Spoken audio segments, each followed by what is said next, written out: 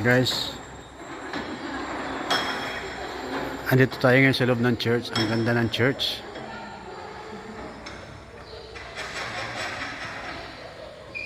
Sa pag tinignan mo si Papa Jesus doon sa pinakalayo, para sa nakalutang sa area. Ang ganda.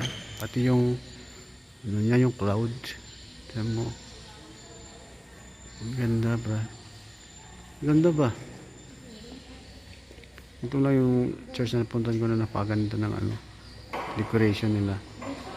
Tsaka yung ano ng church, napaka-tasteful.